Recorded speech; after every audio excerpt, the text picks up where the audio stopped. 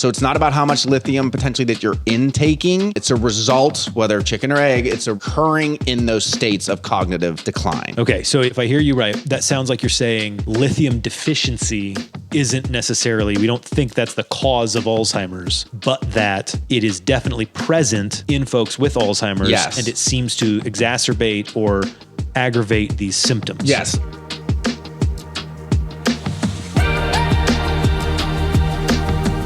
This is Generation Health. We bring you the latest news, cutting-edge research, and time-tested best practices helping you live a longer, healthier life.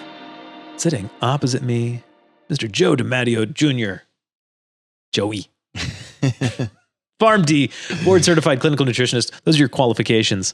How you doing? Doing good. How are you? I'm good. Josiah Schweinberg, engineer extraordinaire.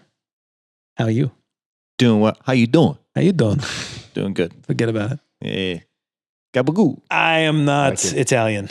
Neither am I. But the way you said Joey is. You look a little Italian. You said Joey, you're like, how you doing? I was You like, could oh, pass. wow. All right. You could pass. You think? Pass is Italian. We'd let you in. That's true. In my experience, the Italians are very welcoming. Very. Yes. Sometimes too welcoming. I'm Tyler Andrews, your host, and I'm Scottish. There you go. Comment down below. What is your... We're not welcoming, generally speaking. We yell at you. Swing a Function not claymore. Scotch-Irish. Gosh. Couple. Are you? Wow. That Yeah, makes a lot probably. of sense. And German. Oh, wow. It's all the fun stuff.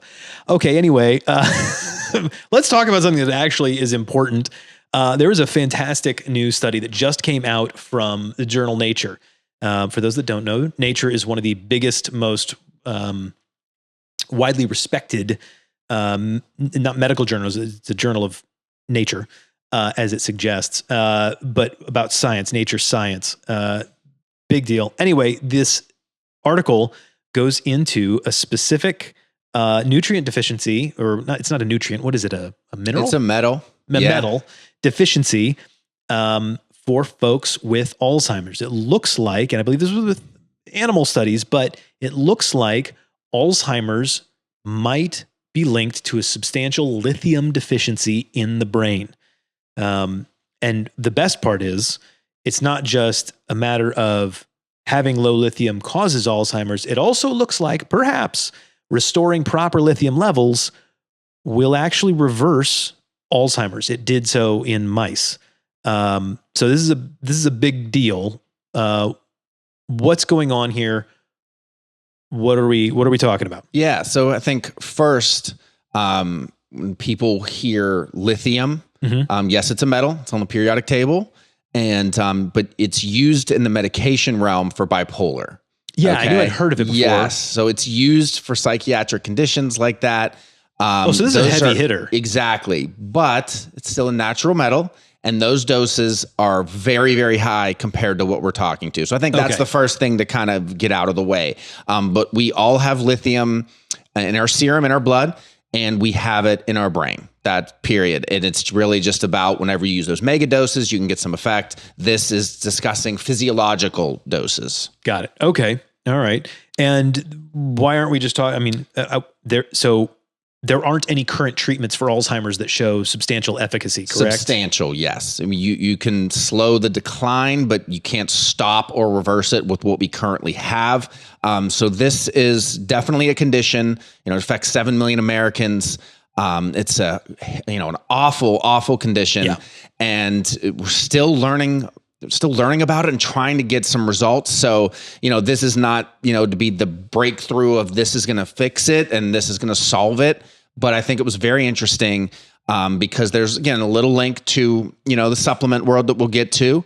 And also because we're looking for some novel approaches. Any good news is important at this point. That makes sense. This is this is a 2025 paper in Nature. Yes. Okay. So researchers measured 27 different metals in human post-mortem brains, meaning after folks had passed, and they looked at normal cognition, mild cognitive decline, and Alzheimer's. Those were their three kind of breakdowns. Lithium was the only metal that showed significantly lower levels in those with cognitive decline and Alzheimer's across both cohorts. So serum. Okay, so what's the difference? So we got serum lithium and brain lithium. The difference there being blood versus actually found in the brain. Basically systemic lithium was normal in all three groups. Okay, so there was no difference in kind of your physiological, hey, my doctor's going to check lithium levels. No difference. Oh, fascinating. In the brain, though, brain lithium was low in those with mild cognitive impairment and Alzheimer's, but not in those with normal cognition.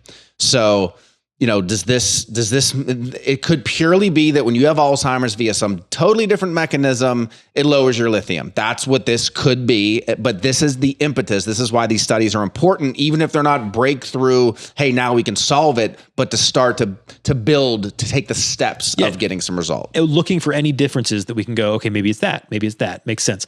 So you said it's systemically fine, meaning you go to the doctor, your doctor checks your lithium level, not going to see anything different.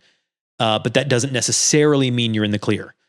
It's what's actually happening in the brain, and there's no way to test that until after you've passed. You wouldn't enjoy it in the meantime. And what they also found is important. We're still kind of in that, that basic study, that correlation study that kind of was the impetus to the next part. But they found that amyloid plaques, so we found over time that amyloid plaques are present in Alzheimer's. They had concentrated levels of lithium inside of them. Oh, fascinating. But that the surrounding brain tissue had much less lithium available. So it almost looks like the plaque is absorbing. That is amazing. Okay. So, wow. I'm kind of reeling with that. Okay. So let's talk about the animal studies that they did. This is the big meat of this thing. Mm-hmm. What did they do? So what they did was they removed lithium from healthy mice's diet. So they proved what went on. They checked their serum lithium. It went down significantly, 89%, and brain lithium went down about 50%. Wow. Okay. So the result of that, so this is an intervention, okay? And this is in mice, not humans, but again, we're taking the steps. Yes. Okay. More amyloid plaque, more tau phosphorylation, so the production, more neuroinflammation, and memory impairment, which you say they're mice. How do you know? Water maze, object recognition, Y maze, they did test it. So there's we're starting to, take some steps here. So lowering lithium in the brain just lowering it in their brain was enough to trigger what looked like Alzheimer's symptoms. Yes. And what's interesting, again, back to the link. So in what we saw in humans, the postmortem data, serum lithium, no change in any of the groups, normal or Alzheimer's. In the diet and what they did with mice, when they removed the lithium, they did see a serum decrease. Okay. So I just thought that's an interesting link that they saw the serum decrease. So it's not about how much lithium potentially that you're intaking.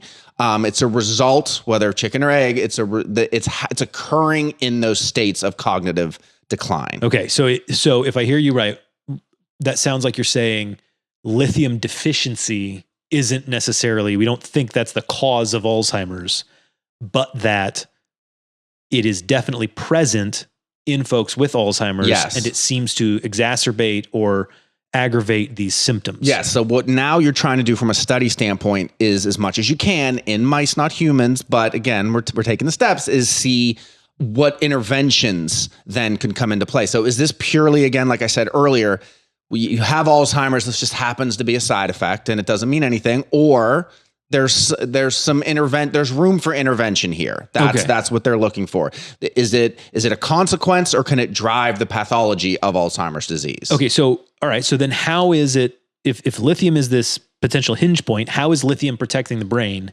in this situation? So here are some of the mechanisms that they're proposing, may be too light, but we're not sure yet. The microglia, which are the brain's version of their immune cells and their immune system. Okay. With good lithium levels, those microglia can clear amyloid plaques. With low lithium, the microglia get inflamed and they can't function as well. So inflammation, that's why that was a key part too, is that the neuroinflammation markers were up. That makes sense. Okay. Lithium also normally inhibits a certain pathway, GSK3 beta. Okay, which has been shown to drive amyloid plaque formation and inflammation in the brain. That also so makes lithium sense. helps to regulate that. To regulate it and clean it out. Okay, all right. Low lithium literally is making the brain behave like an Alzheimer's brain in these mice, and we're seeing evidence of low lithium in adults that with confirmed Alzheimer's symptoms. So we definitely think there's something happening here genetically. Yes. And now we'll get into a one level deeper. So why don't they see in patients with bipolar taking lithium at high doses? Why don't they see a difference in Alzheimer's rates? So what is... Okay. I didn't know that they didn't. They didn't. So medical lithium, this is going to get a little, not so much pharmacy, but maybe a little more chemistry, is lithium carbonate. It's highly ionized. So think about, it's a salt. We think of salt like, table salt, but it's sodium chloride. Why? When you put it in water, can't you see it anymore? It dissolves. Basically, the sodium and chloride break apart. Okay. So that's ionization, and lithium carbonate is highly ionized. Okay. So it actually makes the lithium very accessible for amyloid plaques to absorb because it's heavily ionized. What they're going to do, and what they did do in this study was lithium orotate. So it's a different salt of lithium, is much less ionized. And they found that there was less brain penetration and less likelihood for the amyloid plaques to absorb it. Interesting.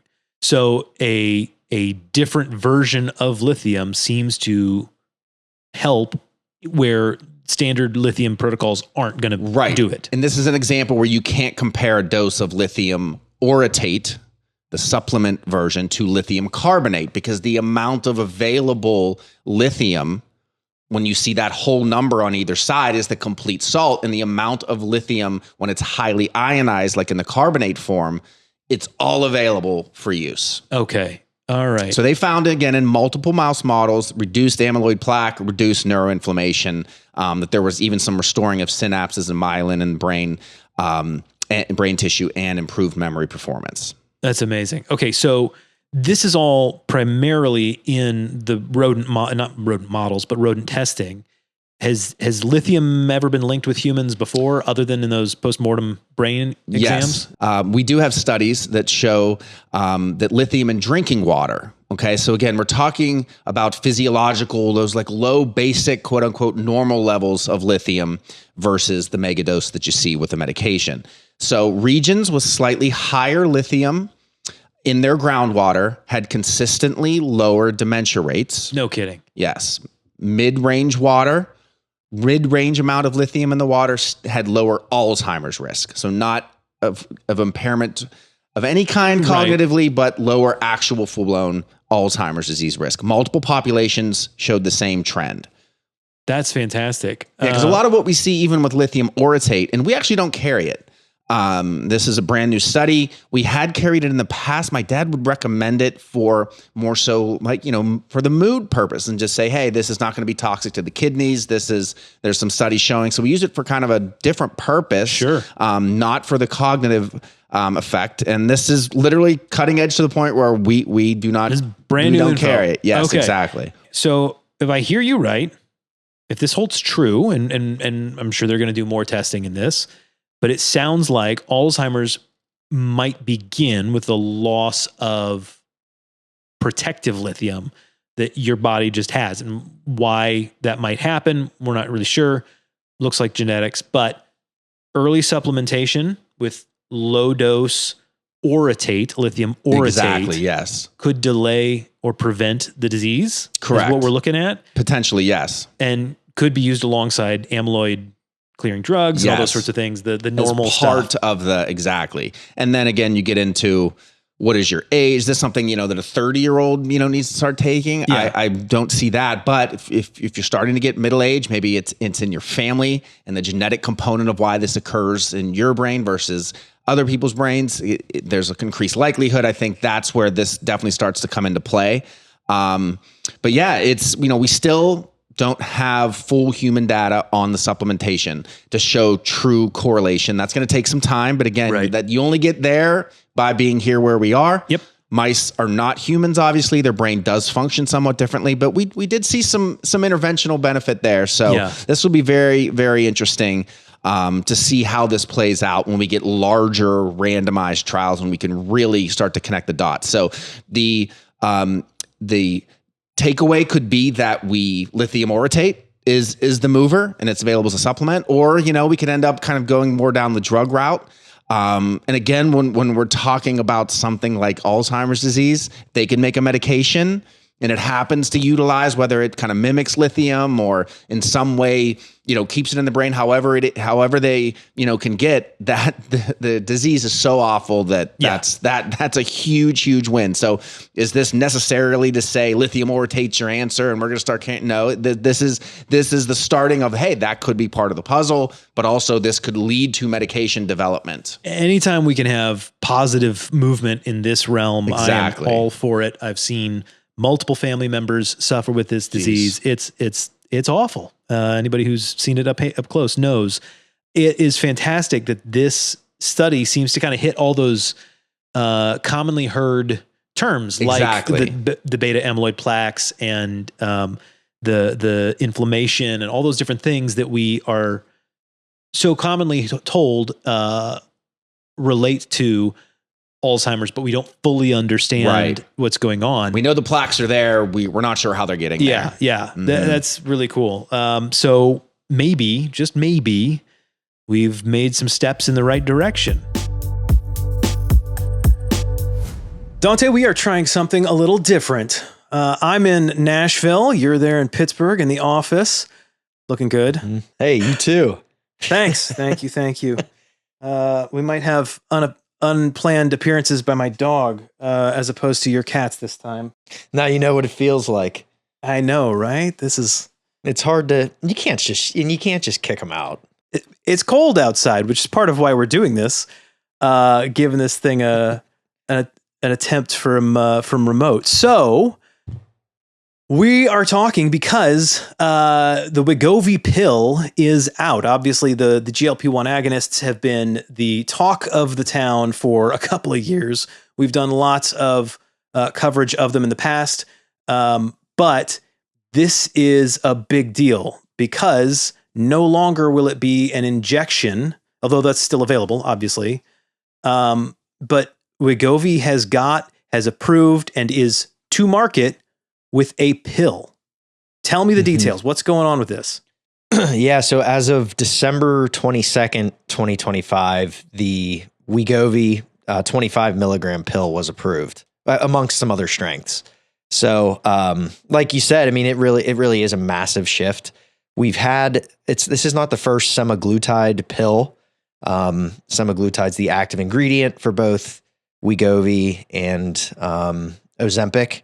And so, to that end, there was a Rybelsus trade name product, which was marketed for diabetes. It's been out for a long time, but it is a lot different. It's not as high of a dose, which is specifically needed for treating obesity.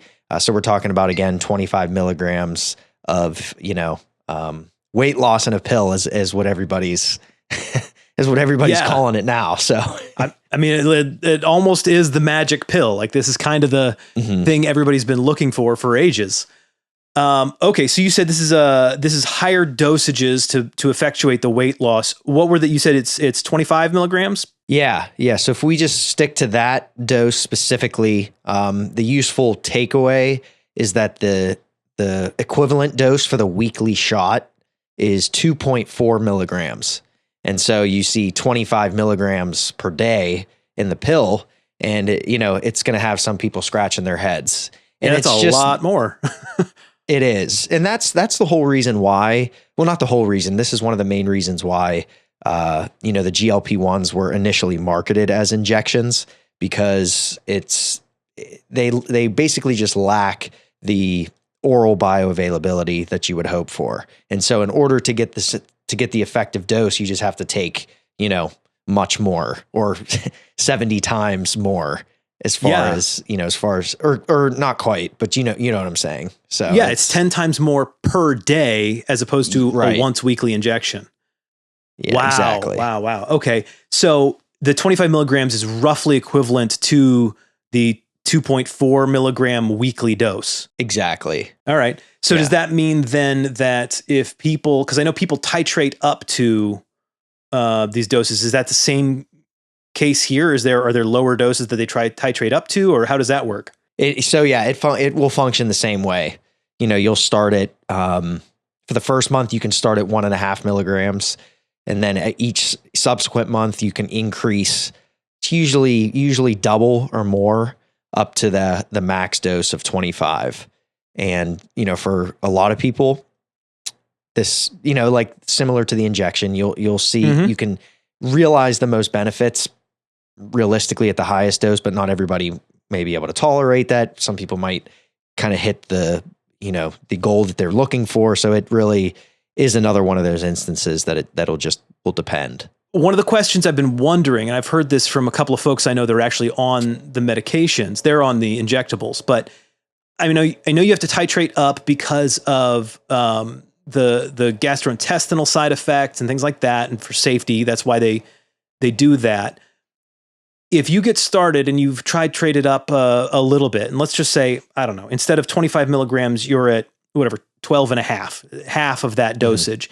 And at that dosage, you are not experiencing the hunger. You are losing weight.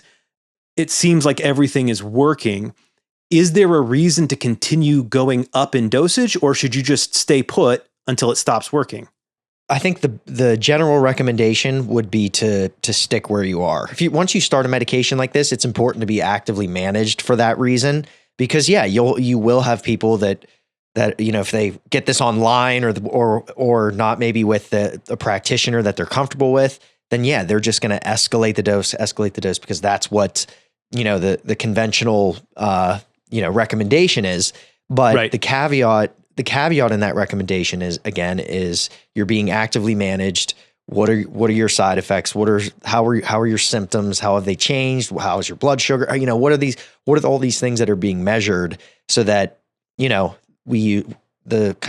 adage is use the lowest possible dose for the shortest amount of time. And, unfortunately, for some people, mentally being on these meds long term is a tough pill to swallow. No pun intended. But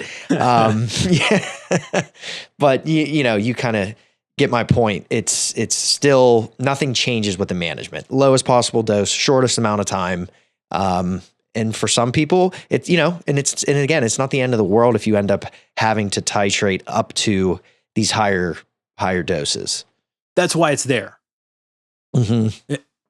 To make it useful. There's a bunch of there's a million and one reasons why one might respond differently than the other. In that case, that's a whole, And to that, what's the difference between the pill and the injectable, other than the injectable is once weekly versus a daily pill, and perhaps I'm not comfortable injecting myself?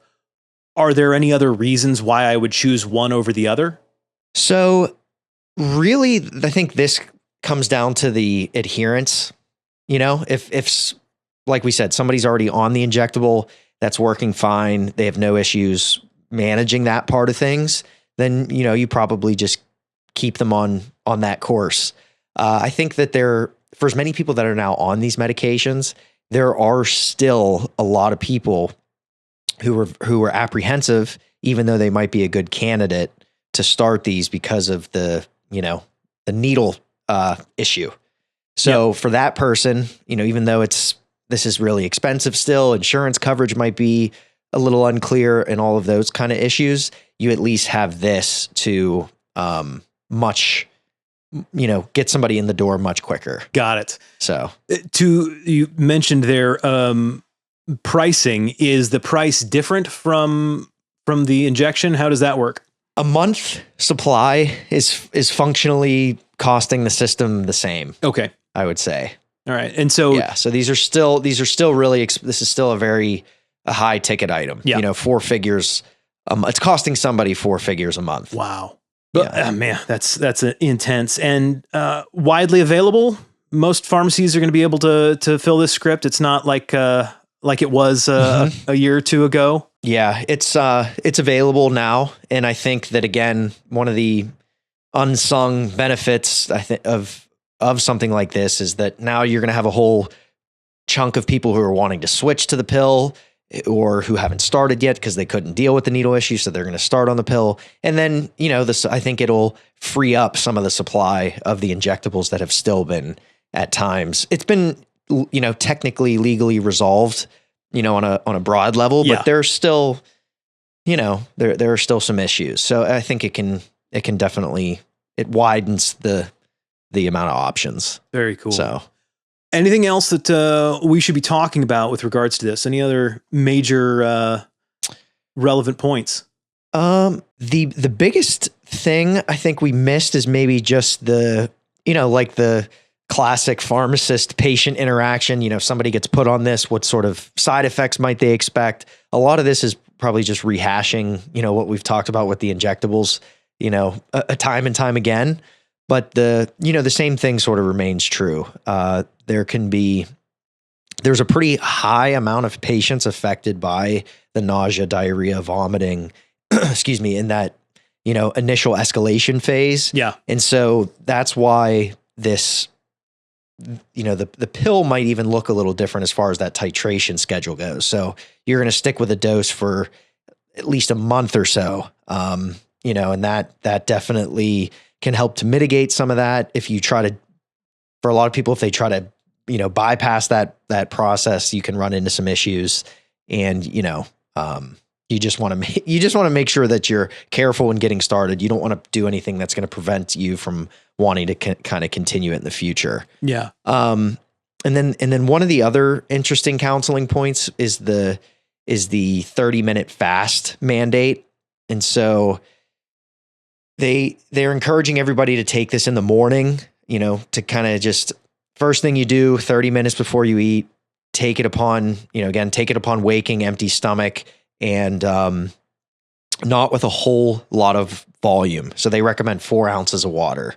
Interesting. And so you're like, what the heck? That's oddly specific, but it's for these, there is actually more of like a biochemical reason that I was made aware of in this case, that actually the larger amount of liquid that you ingest with it has the potential to erode the tablet properties, and then ultimately accelerate how fast you're absorbing the drug. Oh. So changing the way that they would want you to absorb it. So that makes sense. Take it with a little bit of liquid. Yeah. 30 minutes before consuming food and other medications, other beverages.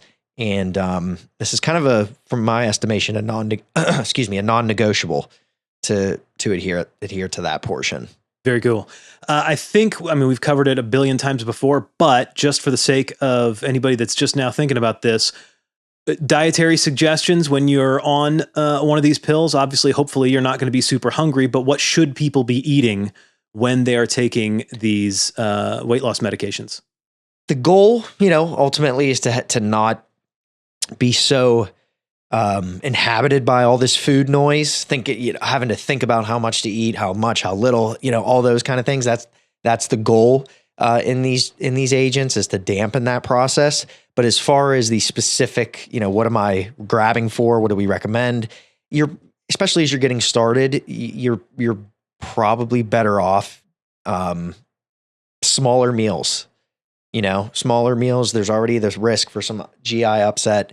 Not that you should consciously try to reduce how much you're eating in total, but again, you might be used to, when you're at work and you have extra 20 minutes, you're able to just jam in as much food and as much liquid as you can. When starting something like this, that can definitely make you a little uncomfortable. High volume type foods like big salads, oatmeal, those kind of things might be for some people. I mean, we can run through a whole list of things. You just think about you think about the volume of food, and you think about just trying to, almost intentionally spread that out a little further than you would have otherwise. Makes sense, because the gastric emptying is slowed down on purpose. Makes sense. All right. Yep. All right. Okay. Brilliant. Anything else folks need to think about? Talk to your doctor? I think talk to your doctor. Yeah, I think we covered it. Awesome. And again, ultimately, it's just how many more time? It's going to be 2 weeks, until the next GLP-1 segment Absolutely. comes up. So it's an ongoing discussion. It's a big deal. That is it for us today. If you have any questions, we'd love to hear them. Questions at askjoedimatteo.com. Questions at askjoedimatteo.com. Alternatively, you can drop us a comment down below. We love those. Or any of our social media, whether it's Instagram or Facebook, anywhere else, send us your questions. We love having them. We love answering them here on the show. If you would like to keep up to date with us, go sign up for our email newsletter. They are available at our website, askjoedimatteo.com. Again, that's askjoedimatteo.com. That site also has all the supplements and products that we carry. When you guys buy things there, it helps us keep doing this and delivering the information that helps everyone to have a better, healthier, more informed life. Let's see. Big thanks to Josiah Schweinberg, Joey DiMatteo. I'm Tyler Andrews. We'll see you next time.